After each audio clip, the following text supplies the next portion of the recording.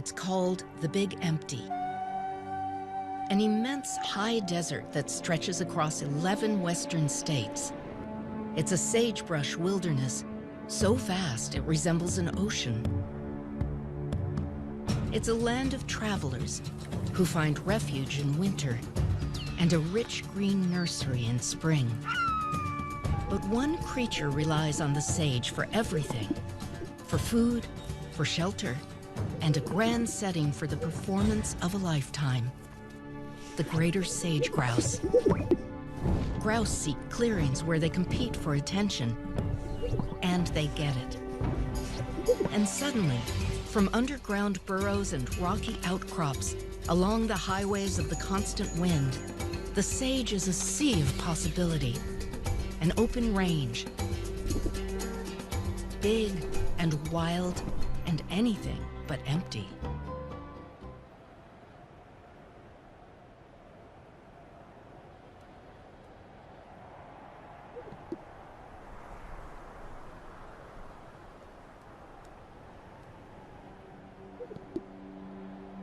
On an icy plateau, a lone performer takes the stage.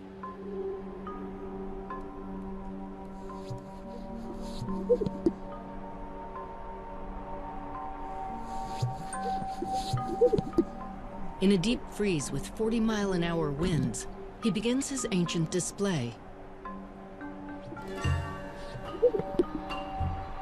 His plumage is designed to dazzle. Key to his success is to stand out in this vast expanse. His home is often called the Big Empty, but that couldn't be farther from the truth.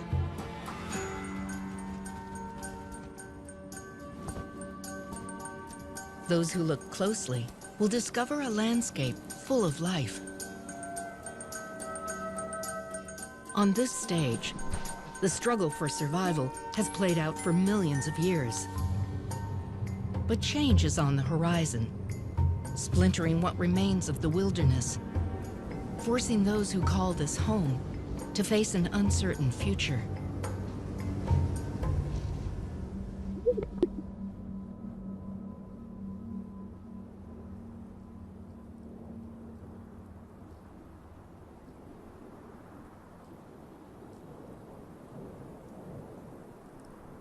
In this rugged landscape, life has found a way to thrive.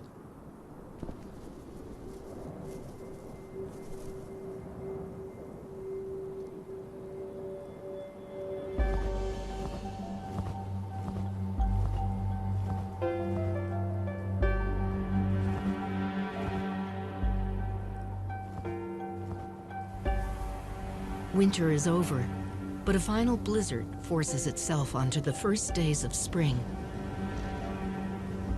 The locals here are accustomed to extremes. They've adapted to survive where others cannot.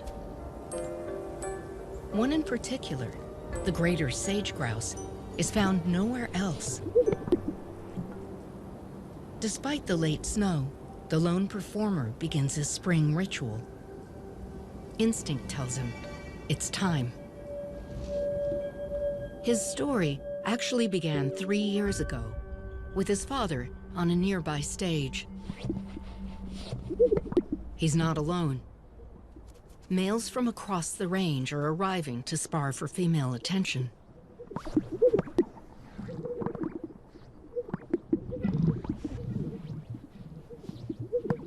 Their elaborate display has only one purpose: to pass on their genes to the next generation. But self-promotion on an open stage is risky.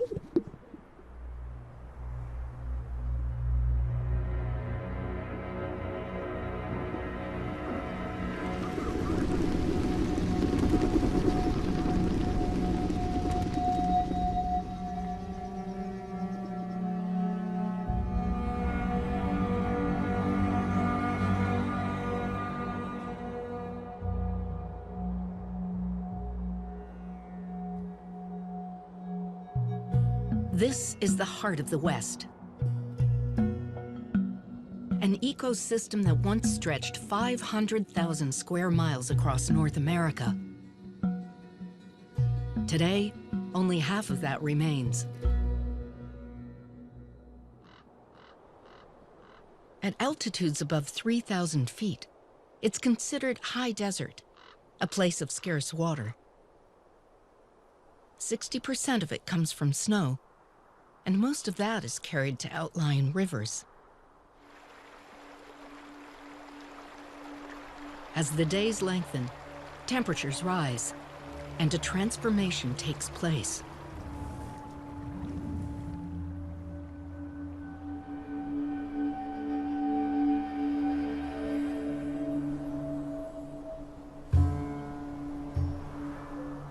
The melt reveals a sea of sage. Sage is the anchor of the high desert. Without it, the land would be a dust bowl. These twisted shrubs can live 140 years. Extending for hundreds of miles in every direction, they're the foundation of this wilderness. The wildlife here has evolved with the sage for over 2 million years.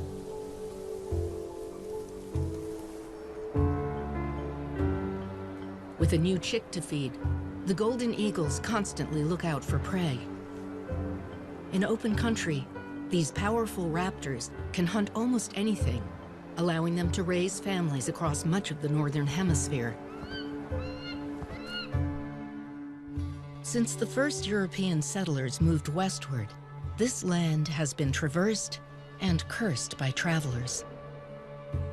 It's the place in between, the big empty, through which one must pass to arrive somewhere else. Only those who linger will witness the intricate balance of this land.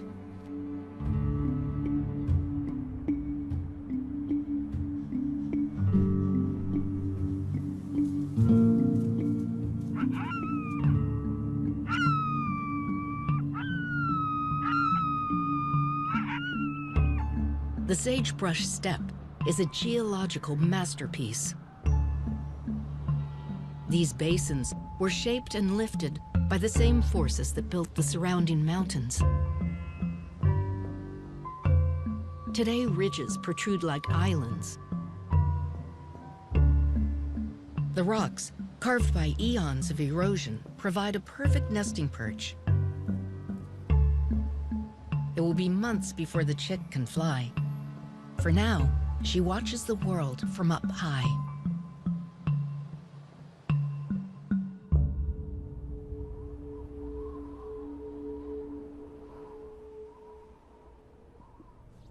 On the flats below lies the home of the grouse. They've spent the last 8 months hiding. But in early spring, their genetic imperative draws them to these open stages. Years of thaw and evaporation have left patches of salty sediment. The grouse use these clearings as leks, gathering sites for their mating ritual. Puffing their yellow air sacs, they make a series of popping sounds to intimidate the other males. They used to display in the hundreds. Today, they gather in the dozens. Our male has been practicing his display since February. He's put on weight over the winter. Testosterone has enlarged his neck pouch for the breeding season. He fills a balloon inside with more than a gallon of air, fans his tail, and squeezes the air sac. As other males approach, the contest begins. They only have a few weeks before the females arrive to establish their dominance and a territory. Pairs square off, facing just past each other. And then...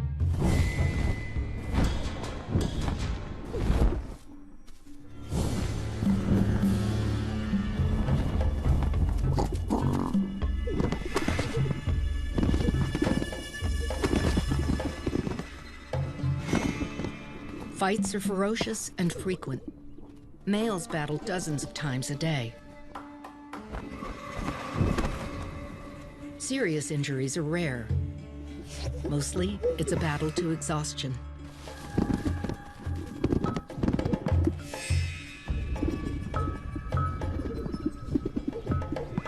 The chance to mate only comes once a year, and for grouse, years are limited. Most males won't live more than 4 years. They might well only get 2 chances to breed, if they survive.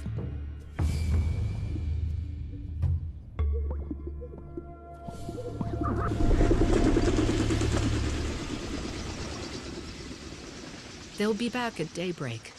Survival is pointless without offspring.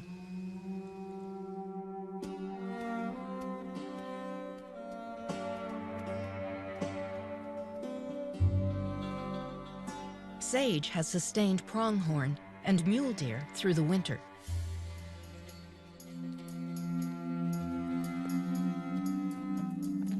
With the melt, the deer head off to their summer ranges in the mountains.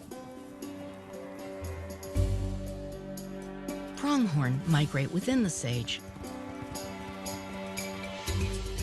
These antelope are the fastest sprinters on the continent, adapted to outrun the American cheetah. The cat is long extinct, but the pronghorn still run. They've been here for millions of years, unlike some newcomers.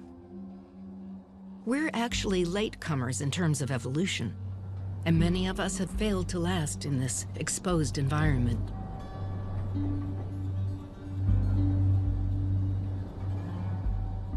The native wildlife evolved with this landscape, but their ancient migratory paths are now splintered. Mule deer, adapted for life in the mountains, can jump smaller fences. Pronghorn evolved on the open range with few obstacles. If there's no way under, they must leap.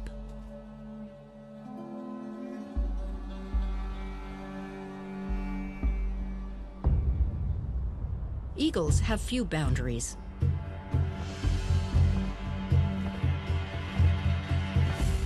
The parents are now hunting for 3. Their eaglet will rely on them for the next 6 months.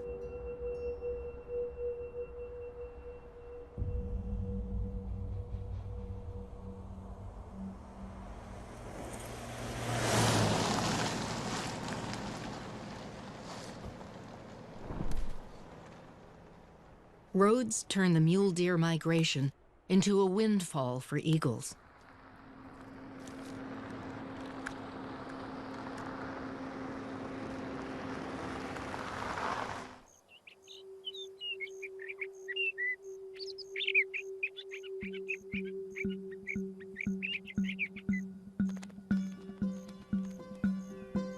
When temperatures warm, the high desert comes to life, revealing the diversity hidden through winter.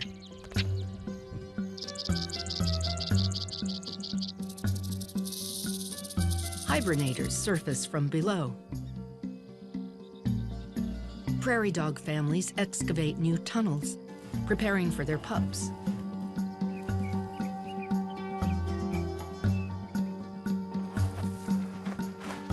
A badger digs her underground den, where she'll soon give birth.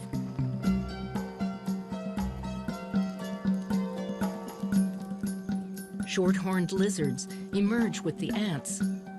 The timing is critical, since ants are their sole source of food. And jackrabbits have shed their winter white, confirming that spring has arrived.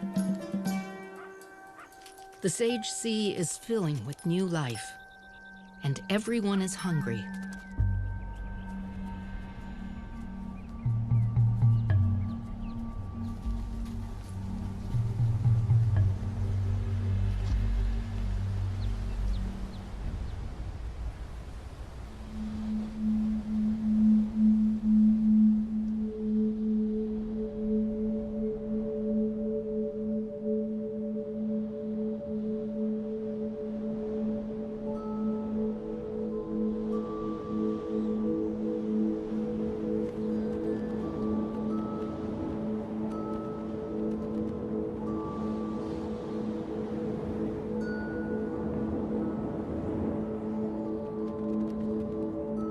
Wind is a constant in the high desert. Facing steady speeds of 20 miles an hour or more, the sage hugs the ground. Only the rocks have stood up to the desert gales. But over the eons, even these have been scoured and sculpted.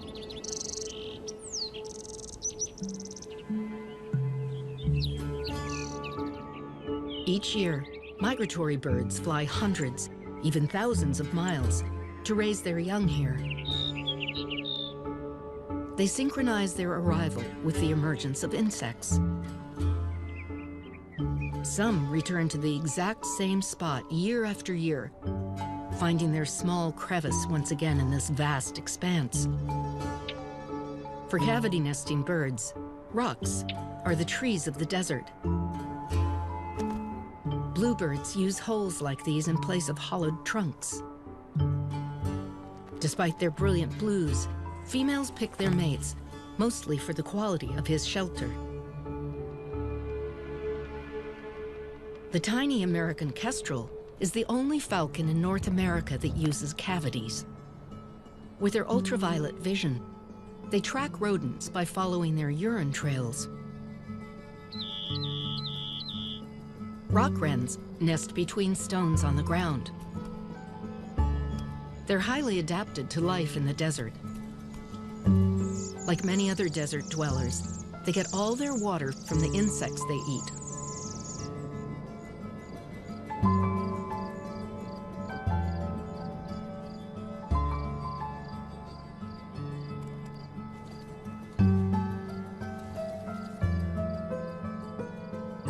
Once the sun falls in the desert, temperatures can drop by 40 degrees, and creatures of the day give way to those of the night.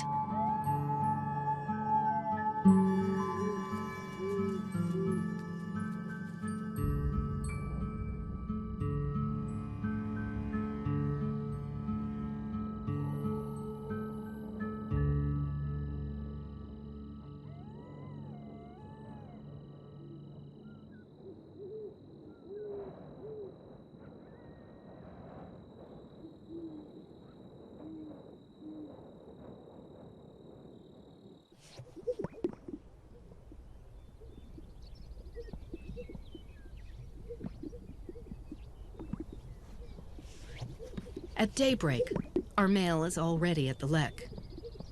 He's been here every day for the past 3 weeks. Weaker males have dropped out, leaving only those with staying power. He takes his place on a small rise, a spot he's fought hard to secure. A female steps onto the lek and begins her inspection.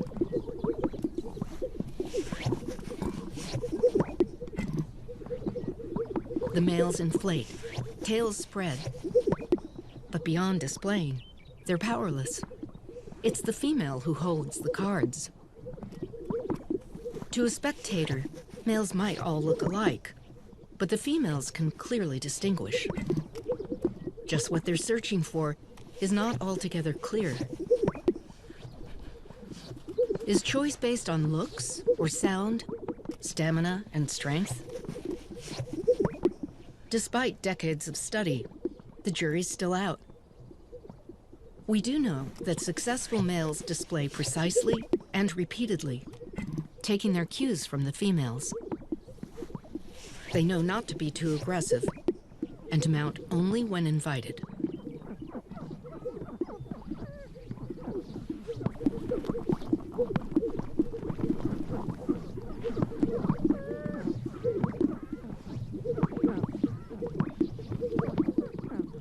Surprisingly, most males never get a chance to mate. Nearly all the females select only 1 or 2 males on the lek each year. In fact, 3/4 of females often choose the very same male. Clearly, they see something they want to pass on to their offspring.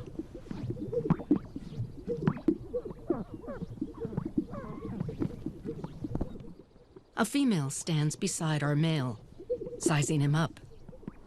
She approves and gives her solicitation display. The best males can mate, fight off competition, then mate again, all in under a minute. Scientists recently counted a single male mating 37 times with 37 females in 37 minutes. Once they've bred, the hens have no further need for the male. They'll raise their offspring alone.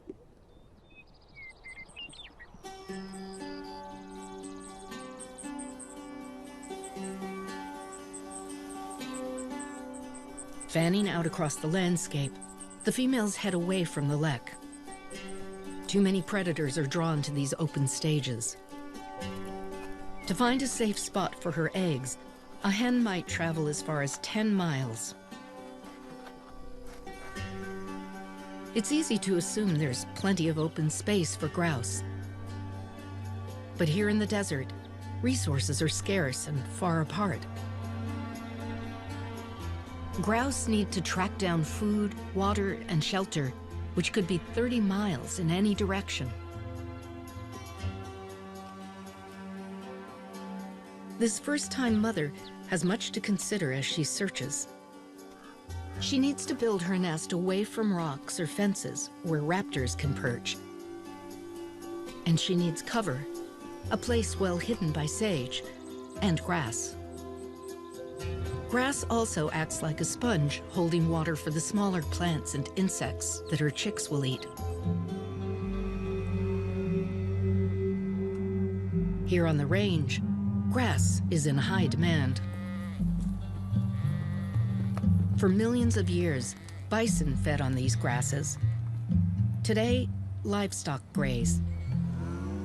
While bison roamed freely, livestock is managed, moved from parcel to parcel. If allowed to overgraze, the grasses take years to recover.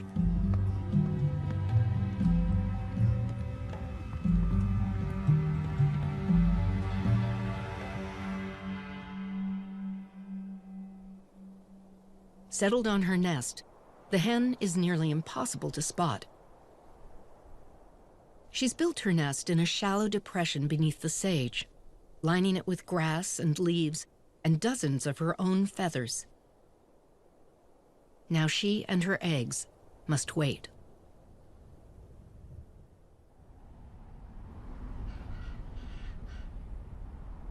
Unlike grouse, ravens are adaptable, nesting in a variety of places.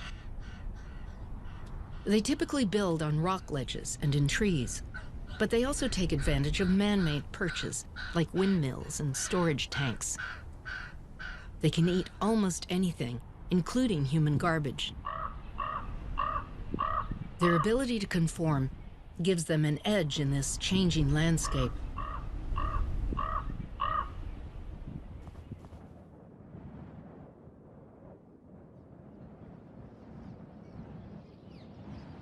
Cliff swallows also build nests in man-made structures.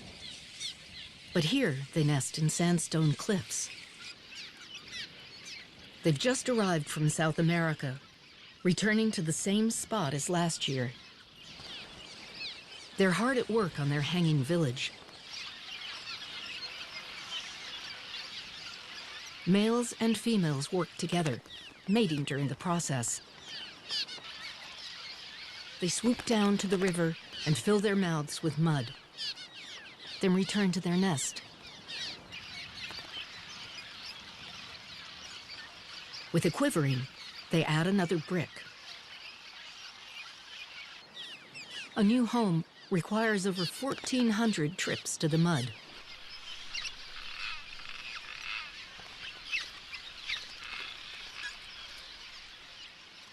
Great horned owls share these cliffs.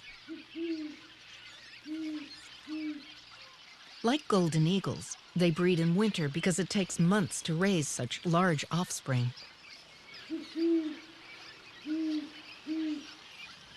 Chicks need to learn how to fly and hunt before the first snow. They're the most widespread owl in North America, since they nest almost anywhere. They also adjust their diet to their surroundings. Here, they hunt the sage for rabbits, prairie dogs, and birds.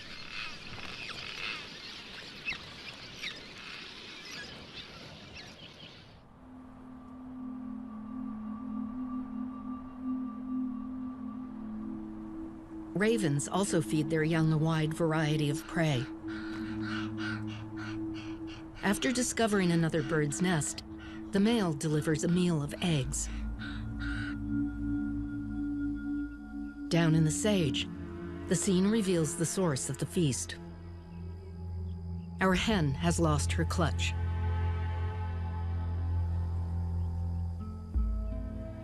"40% of grouse eggs are ravaged before they even hatch. There's nothing a hen can do but move on. She can wait for next year or try for a second clutch.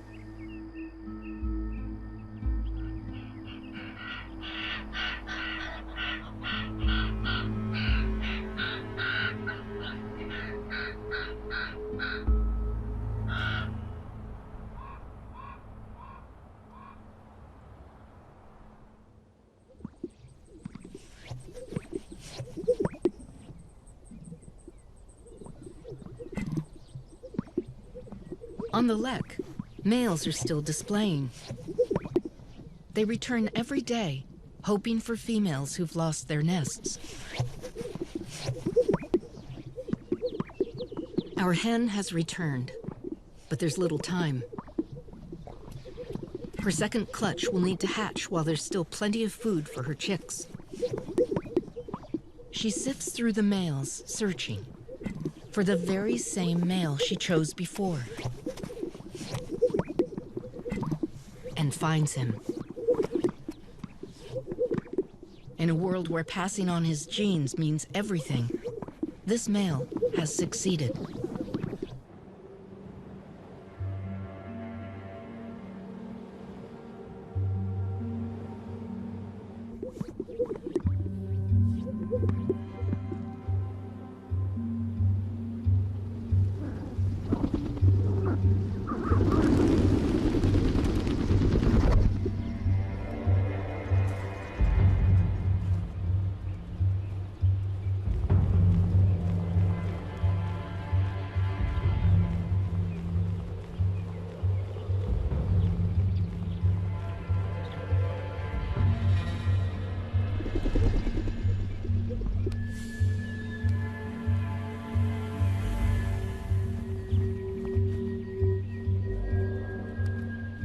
The success of a male grouse is not measured by his years, but by his offspring.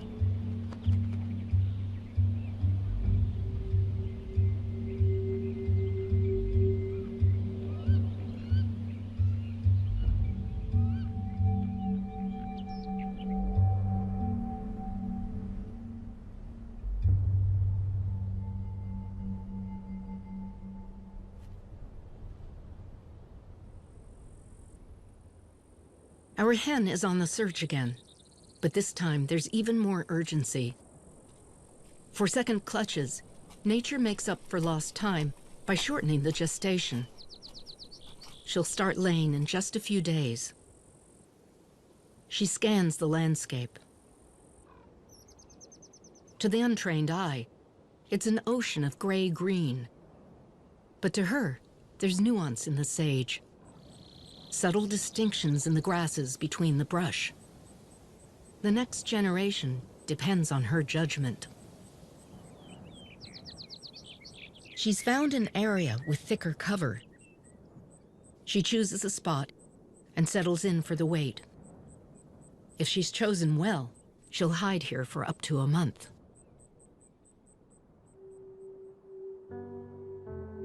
Unlike ravens and bluebirds, grouse are tied to unbroken expanses of sage. Without it, the species would cease to exist. The sagebrush sparrow would also disappear. Each year, they return here to lay their eggs. They breed nowhere else. The sage thrasher and brewer sparrow do the same.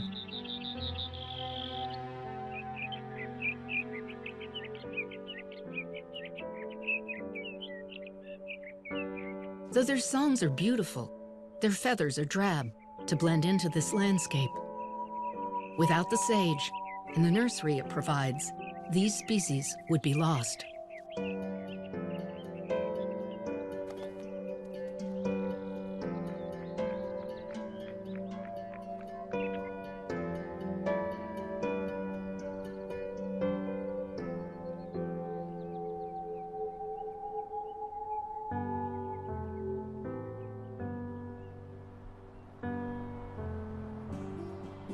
Sagebrush is a nursery for plants as well. While it's toxic for most animals to eat, it's actually called a nurse plant because its shade and roots help other plants grow. Sage survives in this arid environment through deep roots that reach to the water below. Like water, most resources in the desert are locked well beneath its dry crust. Coal, uranium, gas, oil. We've drilled down like deep roots to tap these resources.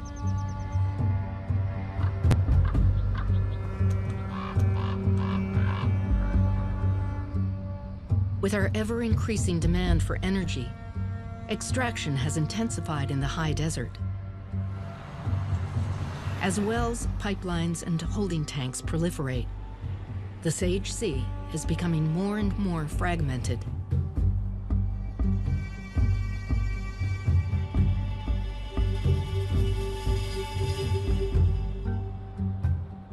This one gas field was once a migratory corridor for pronghorn and prime habitat for sage grouse. Many of the changes we've made here will remain long after the resources are tapped out. This is not an ecosystem that regenerates quickly.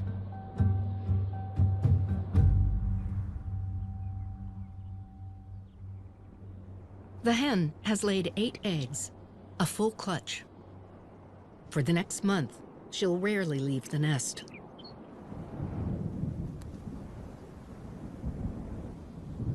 Every few hours, she carefully rolls her eggs to even out the temperature.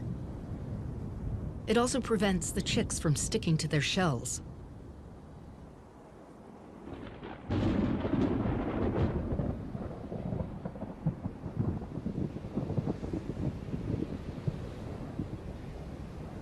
Throughout the summer, electrical storms roll across the desert, often shedding only drops of water.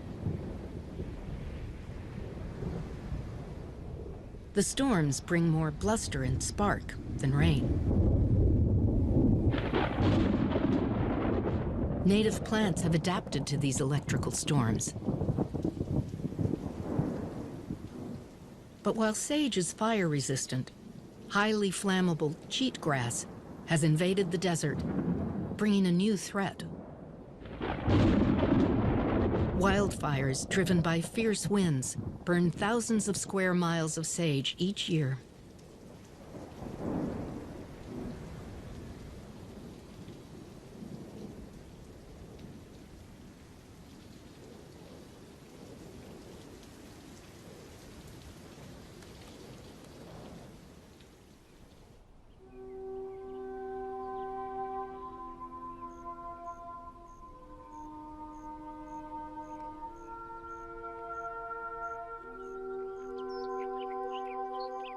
After the storm, neighboring thatching ants repair their roof.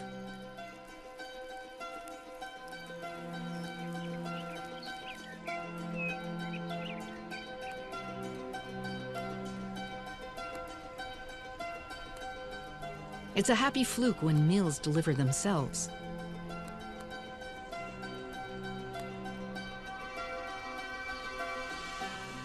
A burrowing owl stands sentry. She and her mate guard their nest, a repurposed badger hole. Here in the desert, life takes advantage of every opportunity.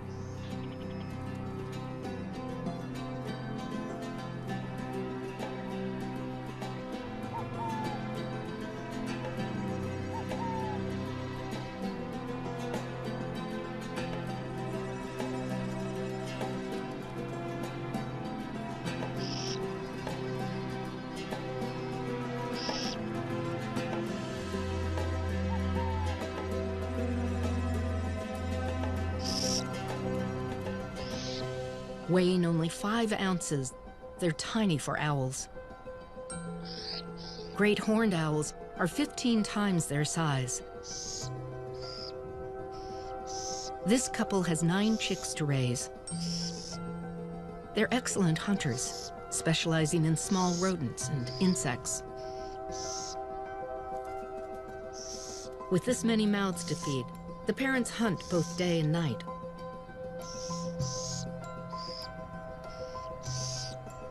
When fall sets in, they'll fly as far as Mexico.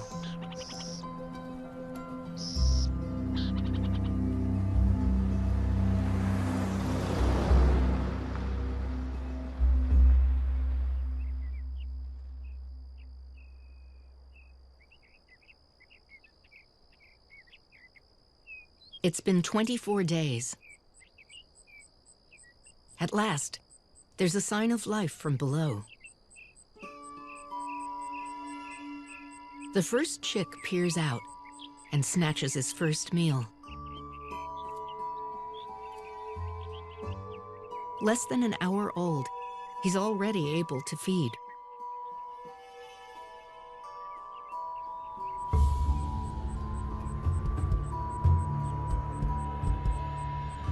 When the hen hears a badger nearby, she moves off to distract it, revealing another 5 newly hatched chicks.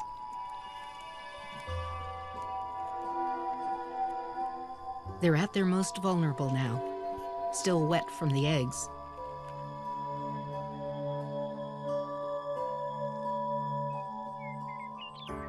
It's only been 2 hours, and all 8 chicks have hatched.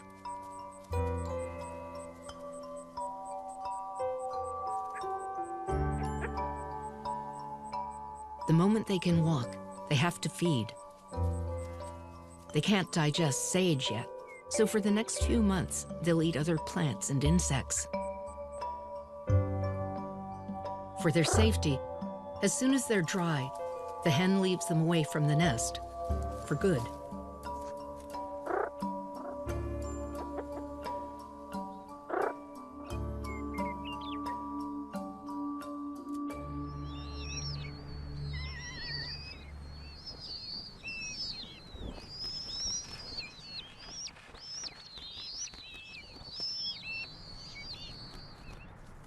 Ferruginous hawks stay in their nest for 6 weeks.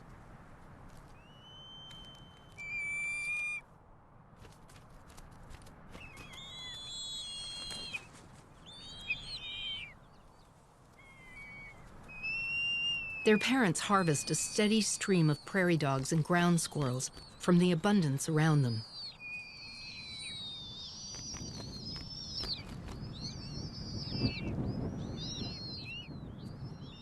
Rodents are plentiful, and just the right size.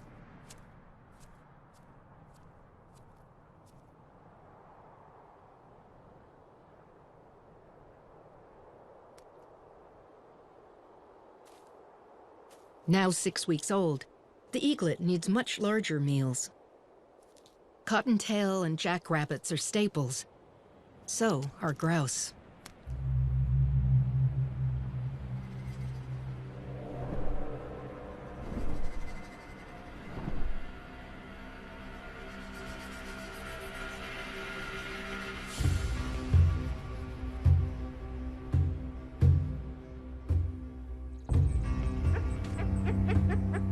Sensing danger above, the hen gives a warning call. Instinctively, the chicks take cover. She moves off, away from the brood. They'll stay put until they hear from her again.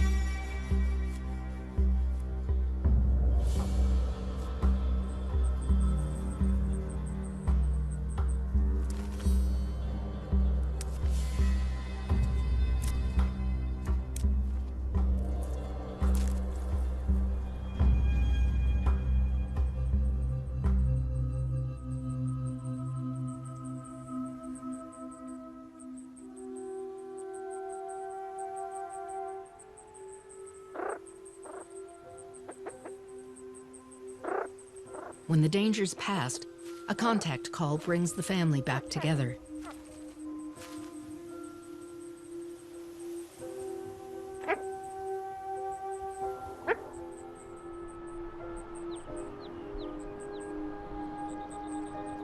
For the next month, they'll forage constantly. In a couple of weeks, their adult plumage starts to come in. Soon, they'll blend in with the grown-ups. As long as they can find food, they'll stay in the sage.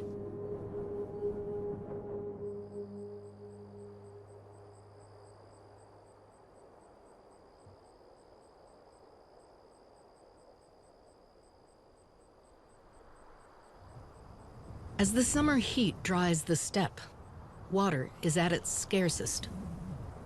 Seasonal plants with their deep roots have retreated back underground. The insects are gone, and the grouse are on the move.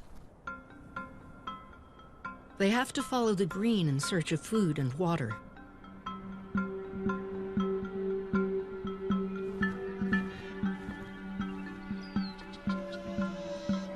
Natural wetlands are scattered across the high desert. Like ribbons, small streams trickle from springs, creating marshes. Wetlands are a green magnet for wildlife.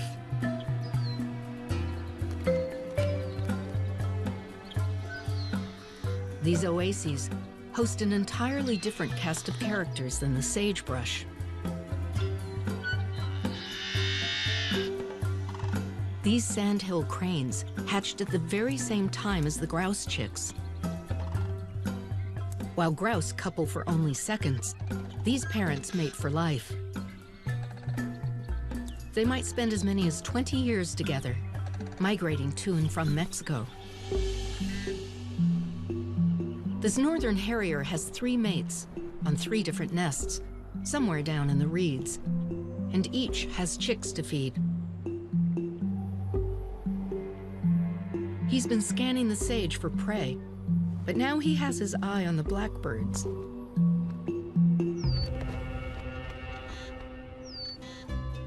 Red-winged and yellow-headed blackbirds defend their territories with a vengeance. Their eggs lie hidden in the grass below.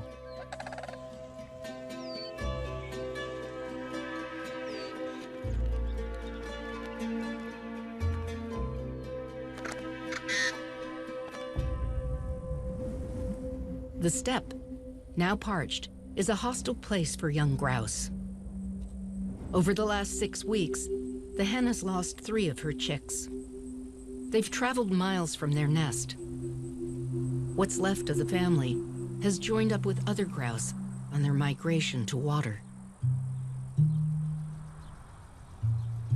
But it's not a pristine marsh they're headed to. Humans settled most of the fertile areas long ago.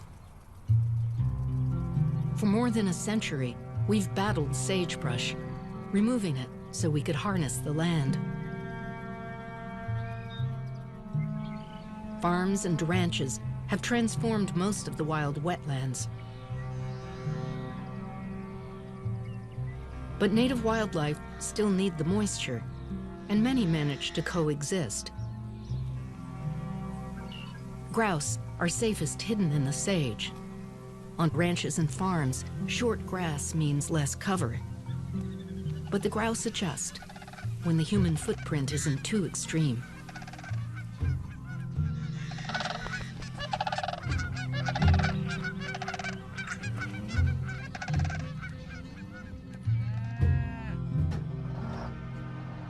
These wetlands once supported thousands of grouse. Despite the alteration, some still support hundreds.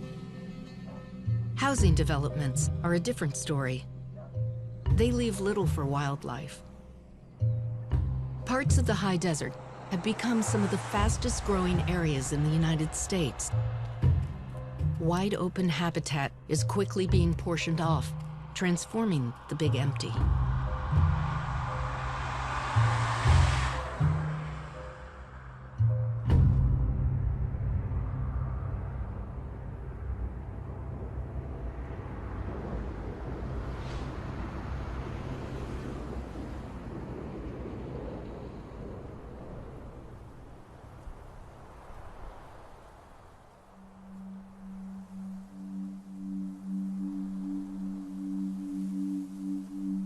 Fall is fleeting in the high desert. The days shorten, temperatures drop, and creatures take their cue to migrate. The rock cavities, recently full of life, are now empty. The songbirds have headed south for the winter. The eaglet has finally left the nest. She's still testing her wings. The marshes have browned, and the grouse are headed back to the safety of the sage. The chicks are old enough now to eat its leaves. This will be their only food for the months to come.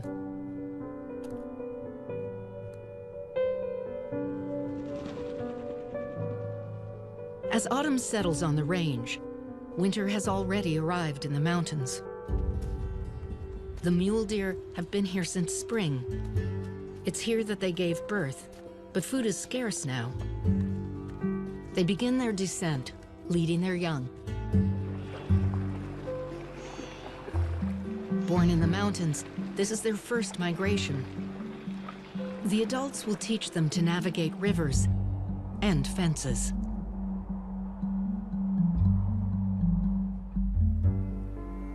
They return just as the first snow falls.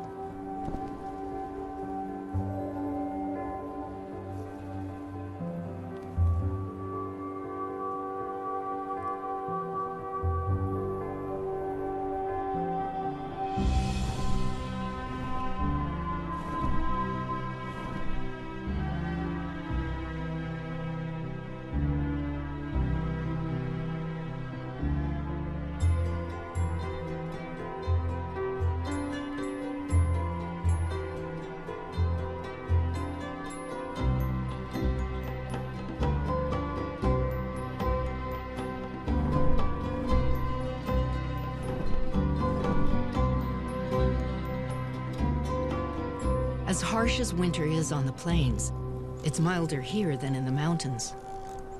Both mule deer and pronghorn will feed on sage through the winter. This will be their refuge for the next 5 months.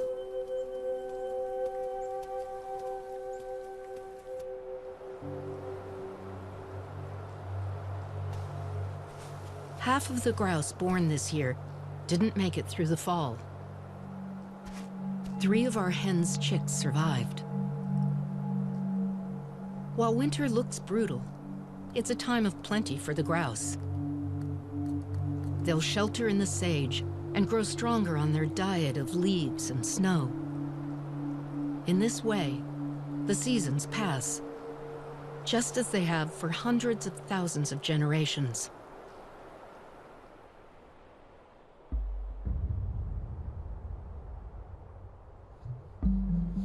It's been 2 years, and one of the chicks has taken his father's place. He's a strong male, already defending a territory for his spring display. In the short time since his father dominated his lek, the horizon has changed. A drill rig has sprouted in the distance. Only 2 years ago, it wasn't here. The howl of the wind now mingles with the hum of machinery. 200 years ago, there were as many as 16 million sage grouse. Today, there may be fewer than 200,000.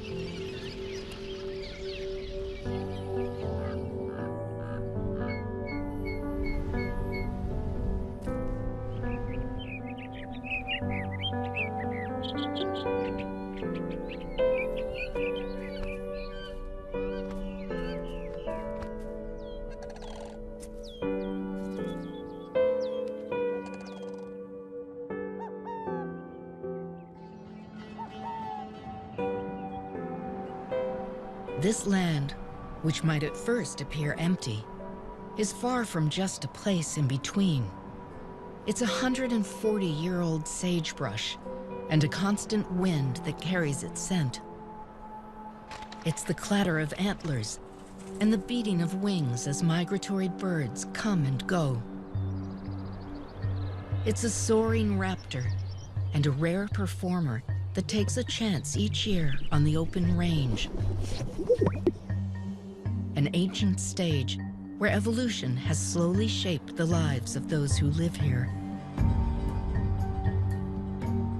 It's a once vast wilderness, no longer untouched.